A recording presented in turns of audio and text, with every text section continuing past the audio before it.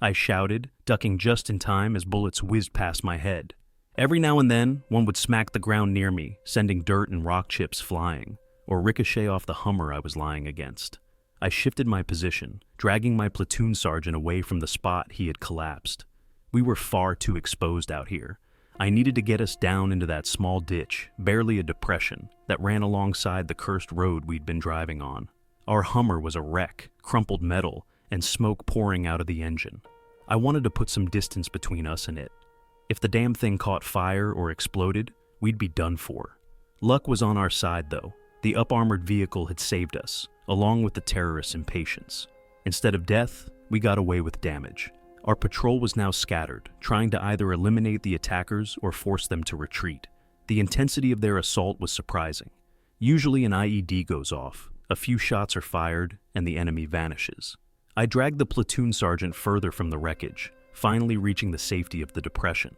I pushed him down into it and was crawling toward the small hollow myself when I felt the sharp, brutal impact of a bullet hitting my hip.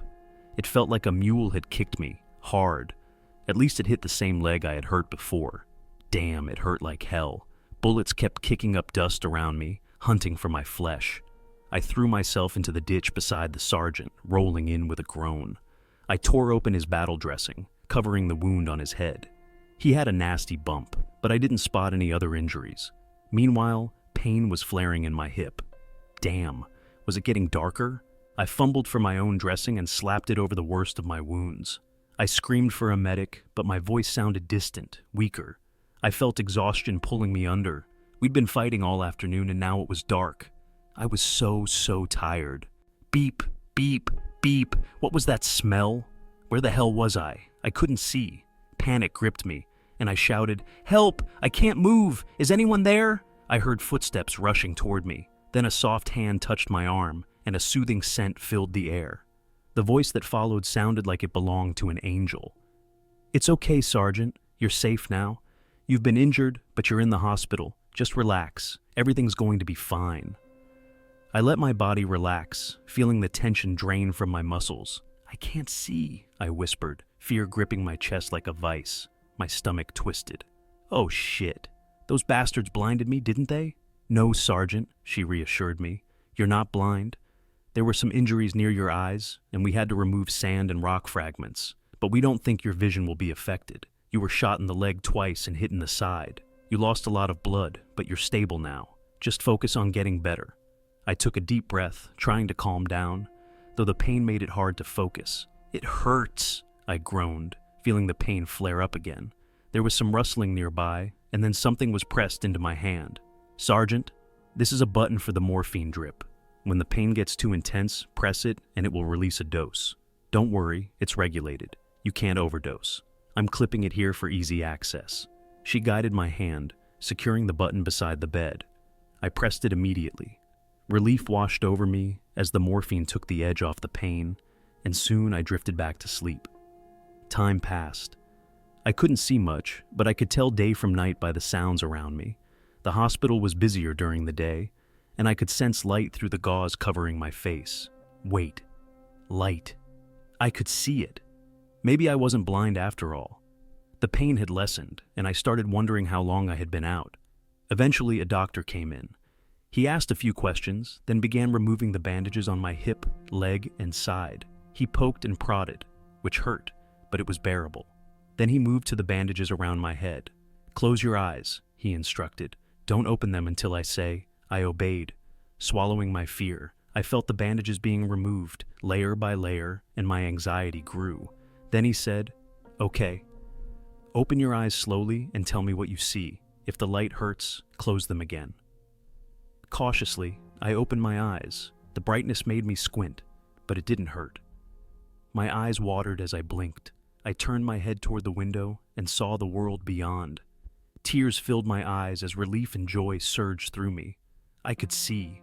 The next morning, a short, energetic female sergeant bounced into my hospital room. "Good morning, Sergeant Dawson. I'm Sergeant Brooks, but you can call me Hazel. I'm with physical therapy, and I'm here to help you start walking again.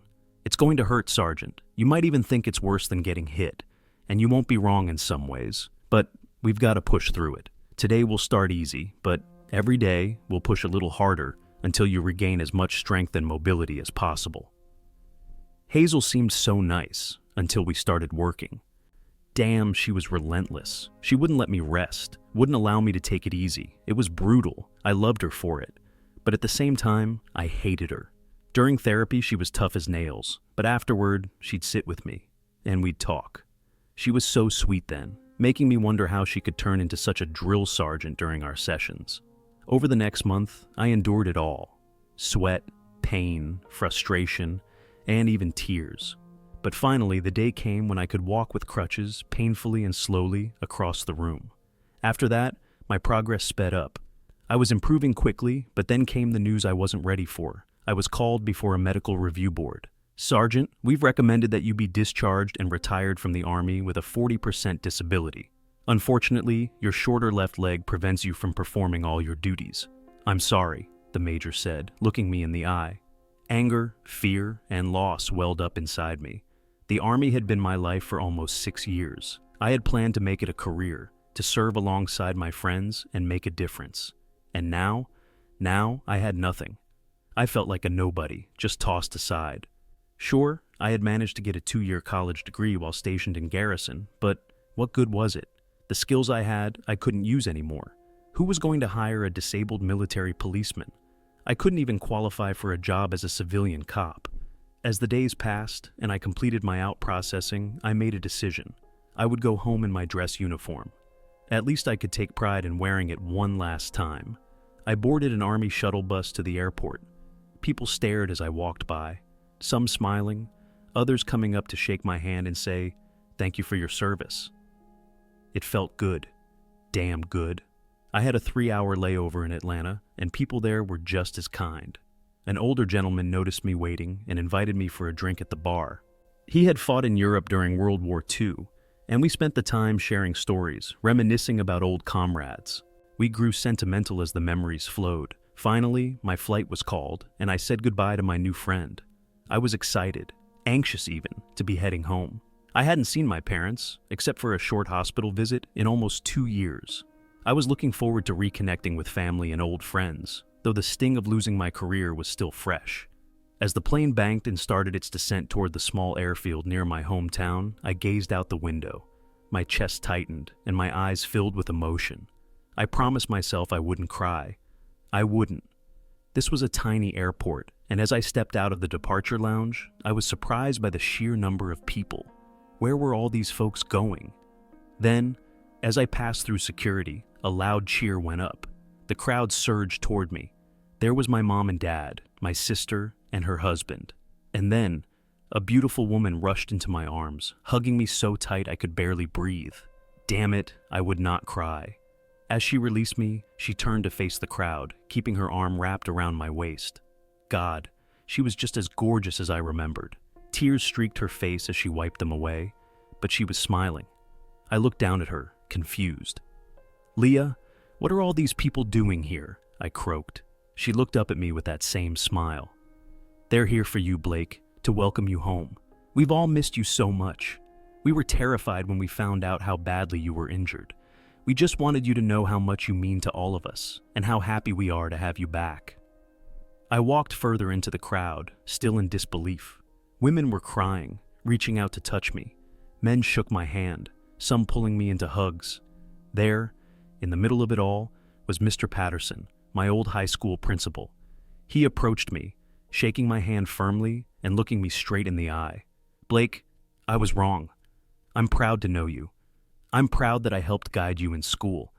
I don't know how I could have been so wrong about you, but I'm glad I was. I should never have said you wouldn't amount to anything. If there's ever anything I can do for you, son, just let me know." It took time, but I finally made my way through the crowd. We left the airport, and as we drove to the parking lot, it felt like a funeral procession, with all the cars lining up to leave at once.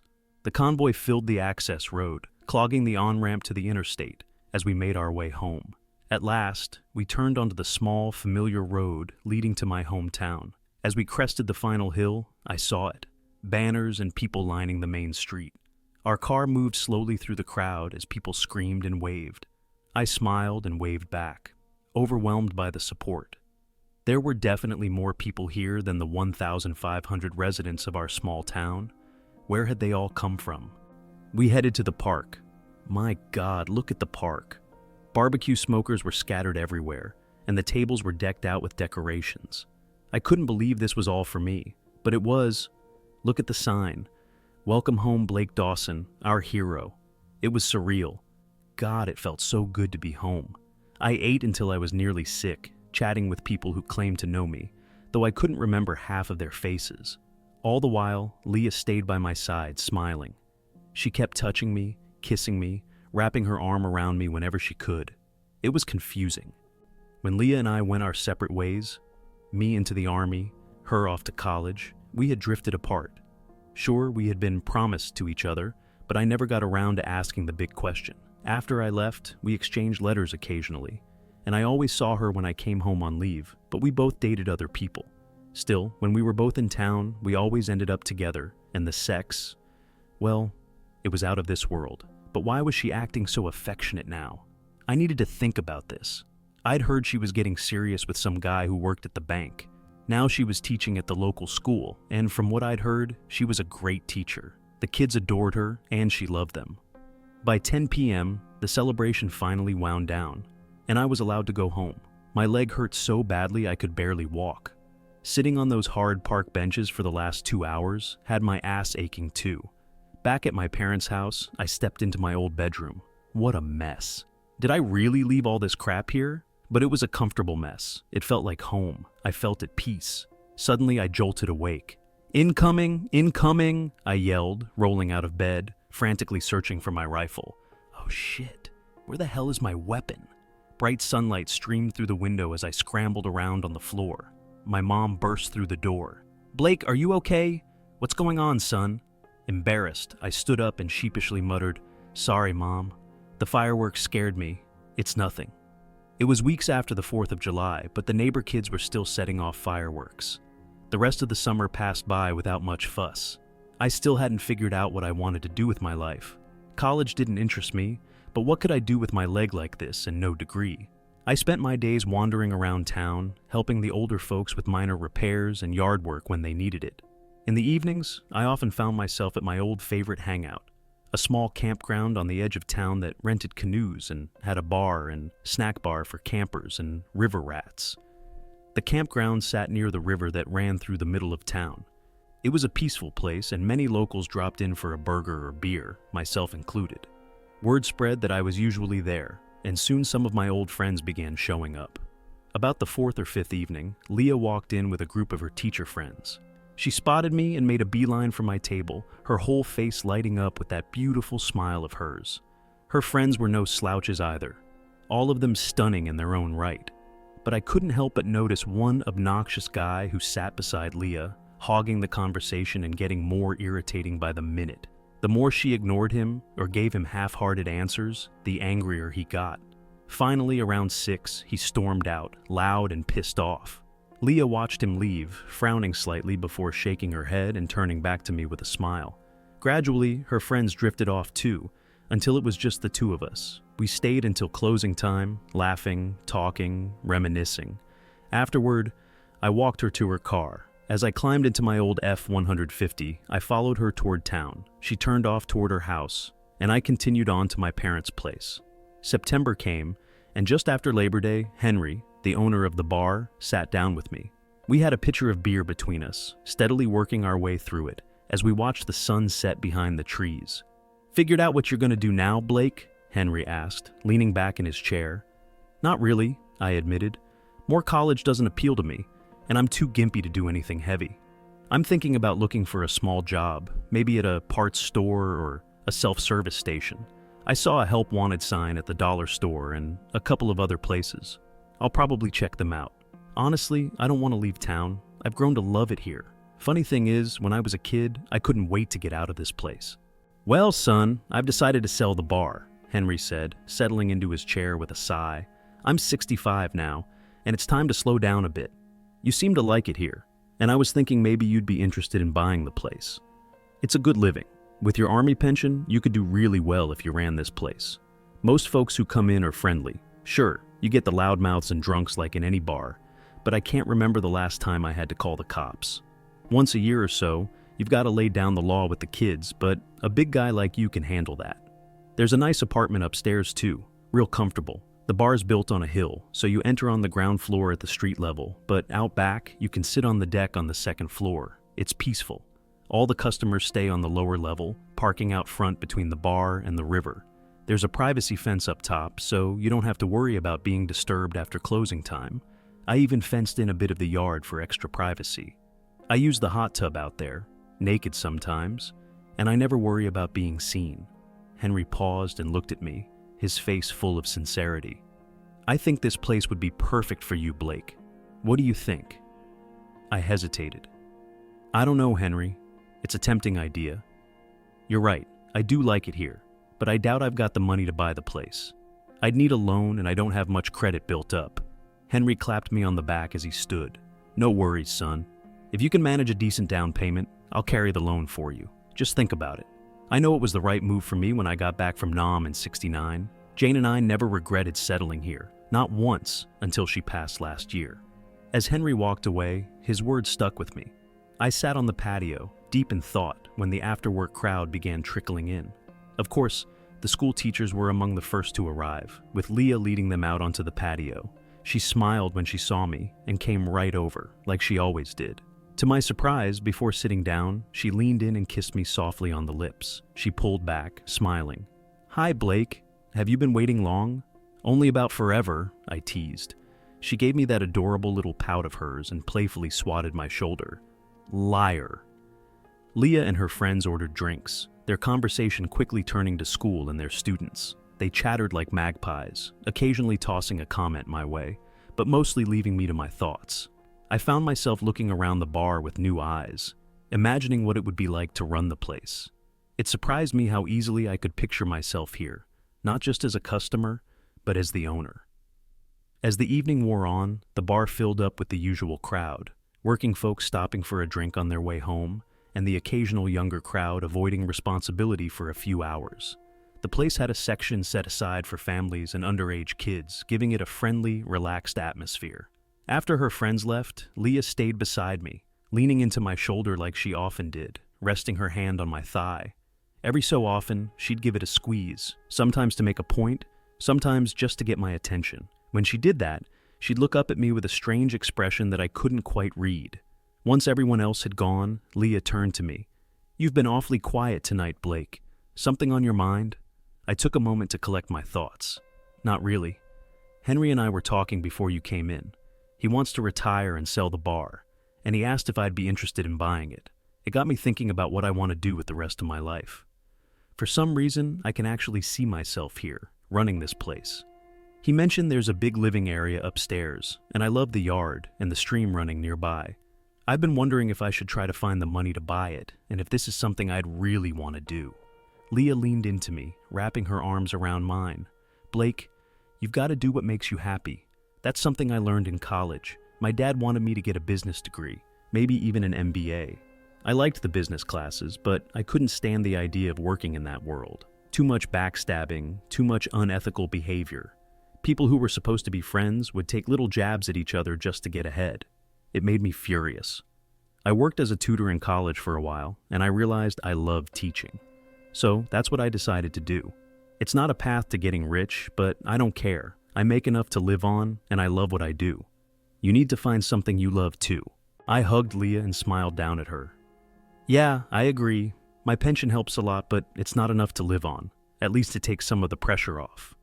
I don't have to chase a high-stress, high-paying job." I paused, looking into her eyes before continuing. "One thing I really want, though, is someone to share my life with. Someone who's happy with whatever I make of myself, who accepts me for who I am and wants to share in that." I felt Leah stiffen slightly as I spoke, and when she looked up at me again, her expression had changed. "What do you mean, Blake? Are you saying you're going to start dating someone?" "No, not at all," I said, shaking my head. "I was just saying that whatever I end up doing, I need someone who'll support me and understand what I can give. I've seen too many marriages fall apart in the service. Wives running around when their husbands were deployed or on duty. Too many people only stayed faithful when their spouse was physically around. I feel like if you're in a relationship, Your time outside of work should be spent together, like I'd want to do. I don't believe in going out to bars late at night or dancing without each other. A few drinks after work with friends, like you and your group, that's fine, as long as it doesn't cross any lines. Leah's brow furrowed as she asked, Blake, are you trying to tell me something? I gazed out at the setting sun over the stream, taken aback by her question. Where was this coming from? I thought we were just talking about life in general, and whatever happened to that little guy who used to follow her around. I never liked him, but I'd never been introduced either. No, Leah, I finally replied. I guess I was just talking about what I need in a partner. Someone who gets me, like you do, and who can be happy with the same things I am. Leah smiled softly, resting her head on my chest for a brief moment before patting my stomach. Good, she said. That's exactly what I wanted to hear. Once again, I walked Leah to her car and followed her until she turned off toward her house. It had become a routine, happening 3 or 4 nights a week, and honestly, I didn't mind. I really enjoyed our time together after her friends left. I even liked her friends.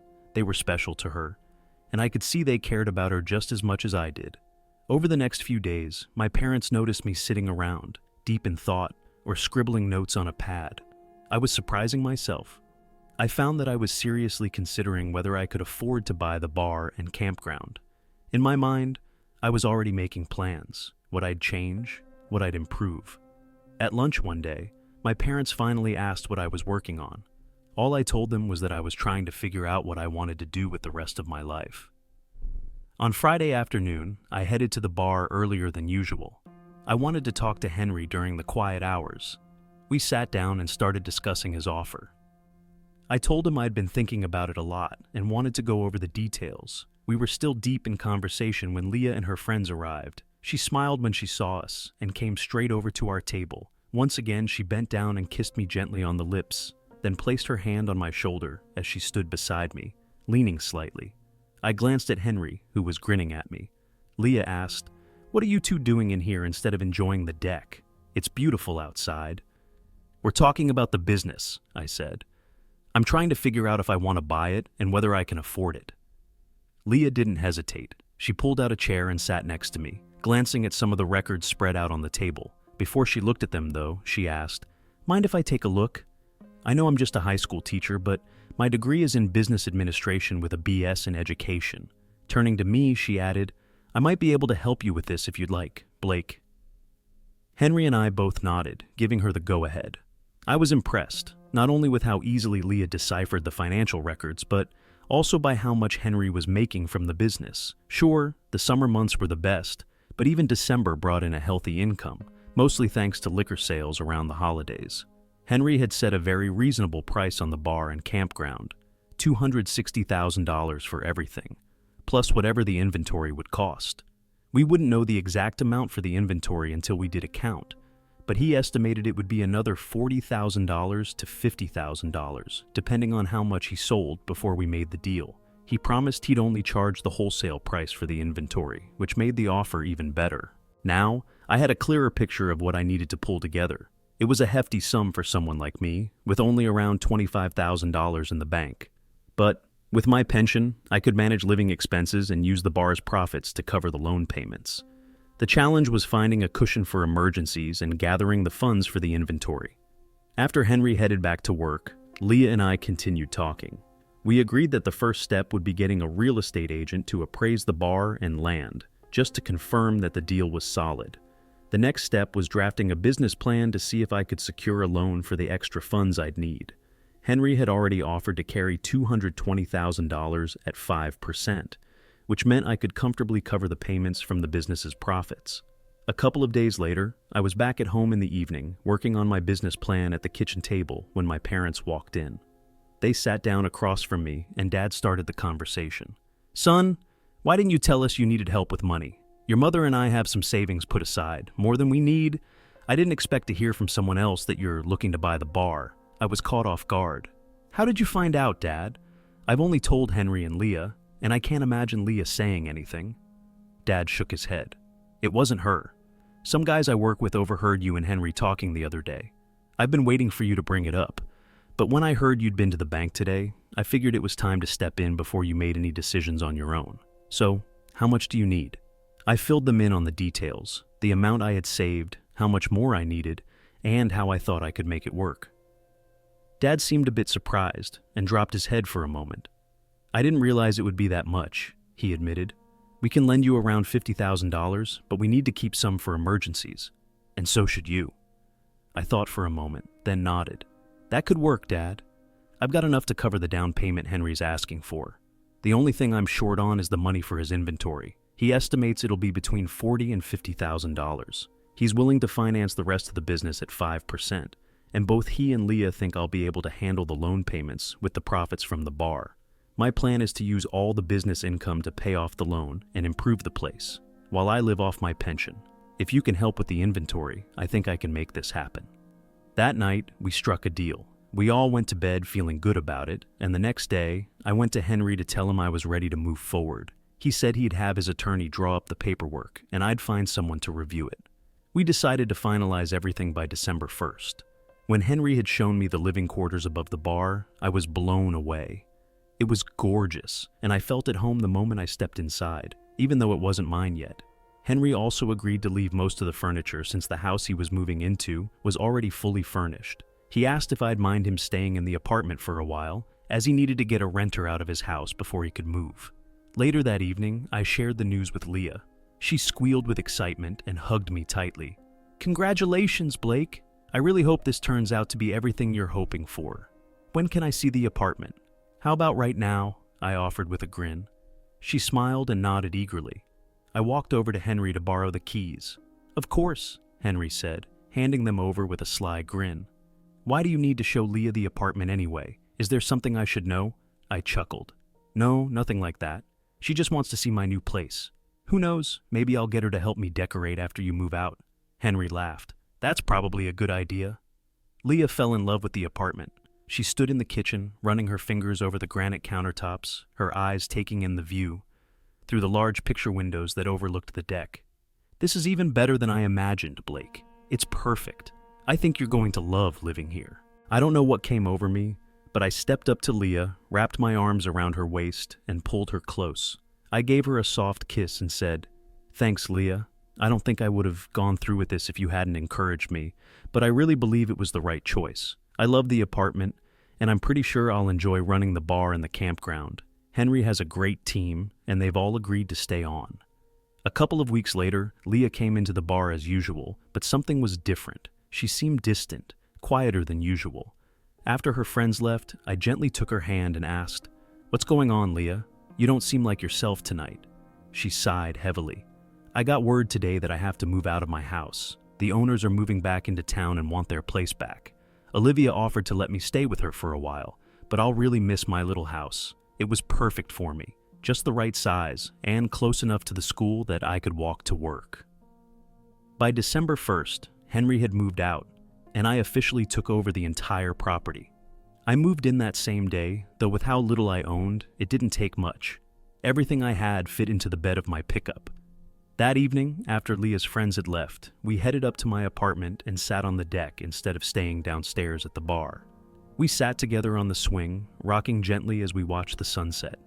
The evening air was cool, but still comfortable for early December. Over the following weeks, whenever Leah came by, we ended up spending the evenings in my apartment instead of downstairs. Just before Christmas, we were sitting together, my arm around her, listening to music and chatting. I kissed her softly and said, "Leah, I can't keep going on like this." She tensed, glancing up at me, clearly confused. "What do you mean, Blake?" "Leah, I want to take you out on an actual date. I want to see if we can be more than just friends. If we can really be a couple. I loved you in high school, and maybe it was just young love, but it was real for me. I want to see if we can have that again. I haven't met anyone I care about as much as you, and I want to find out if we can build a future together." Leah relaxed and smiled, leaning her head on my chest. "Blake, what do you think we've been doing this whole time? What do you think a date is?" "Well," I started, fumbling for words. "It's when you take someone out to spend time with them, get to know them better, see if you like the same things, and figure out if you could make a life together." Leah laughed softly. "Blake, didn't we like the same things back in high school? And haven't we been talking about what we enjoy now, how we want to live our lives here in Wheatland? It seems to me we've been doing everything you do on a date, right here at your bar or on your deck." She paused, smiling at me. "Sure, I'd love to go out for a nice dinner or see a show now and then, but I don't need that. Just spending time with you is enough for me." Her words left me stunned. I hadn't thought about it like that. In my mind, we were just spending time together as friends, but she was right. What we'd been doing all along was just like dating. I realized I needed to reframe how I saw our relationship. Had she thought we were dating this whole time, I'd have to ask her that one day. The following week, I couldn't stop thinking about what she'd said. She had a point, but it still didn't feel quite right to me. After all, I hadn't spent any real money on her and we hadn't gone anywhere fancy. Sure, I'd started covering her drinks and snacks at the bar, but that didn't seem like a big deal, though now that I thought about it, I was still charging my other friends. I decided to do things differently and take her out properly. So, about once a month, we'd go to a bigger town nearby for a nice dinner or a show. Those trips were fun, and we both enjoyed them, but something always felt a bit off. No matter how much fun we had, we'd come back early and end up in my apartment, cuddling and kissing. Once school let out, Leah started spending most of her days with me at the bar. She worked right beside me, helping out wherever she could, and it bugged her when I made any comments about it. She got downright mad when I tried to pay her for her time. "Damn it, Blake," she said, frustrated. "I'm not here because I need a job. I'm here because I want to be with you. I don't have anything else I need to do, and if helping out means you can finish sooner and spend more time with me, then that's what I'm going to do." I was happy, truly happy. Maybe for the first time in my life. Even happier than I had been in the Army, and I had loved the Army. On the night of my birthday in June, Leah and I were sitting on the deck watching the sunset. We were snuggled up together, exchanging soft kisses every now and then. We'd spent the day swimming, and we were still in our swimsuits.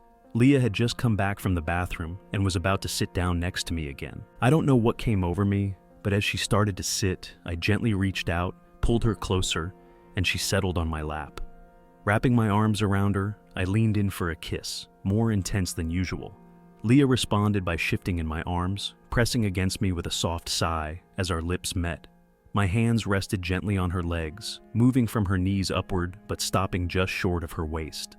I noticed her swimsuit was a little damp, which seemed odd since it had been a while since we were last in the water. After sharing a few more kisses, I leaned back, holding her close, and gazed out at the river. "Leah, this is my little slice of heaven," I said quietly.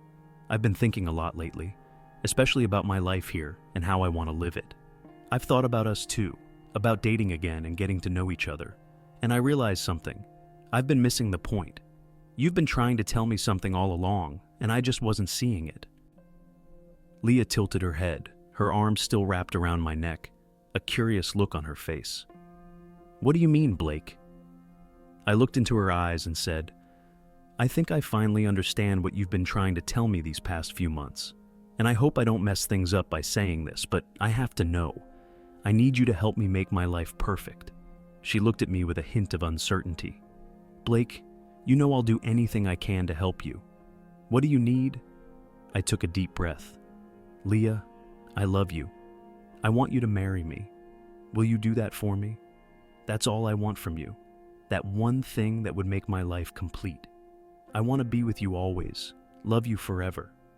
I'm tired of you going home every night. I want you here with me, every day, every night. I need you in my life, completely. I'm sorry I don't have a ring yet, but I wanted you to help me pick it out, unless you'd rather I choose it myself. Either way, I just want you to marry me." Leah's face lit up as she leaned in for another kiss. "Yes," she whispered. "Yes, Blake. I've been praying you'd ask me. That's all I need to make my life perfect.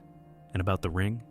I'd be happy with whatever you choose, but if you want us to pick it out together, I'd love that."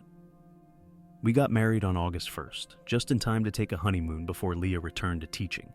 After that, she continued to help me run the bar and campground, just like Jane had done with Henry. Her love was my anchor, and gradually my flashbacks faded. Every day I grew to love her more and more. We were blessed with 2 boys. When they were grown, our eldest followed in my footsteps and joined the Army, while the youngest chose the Navy. Both decided to make careers in the military. Thanks to Leah's encouragement, they both finished college before enlisting, and they're officers now. We couldn't be prouder, and neither could our small town. I just wish we could see them more often. Life is good here, in my little slice of heaven, and it's especially good when I'm with my angel.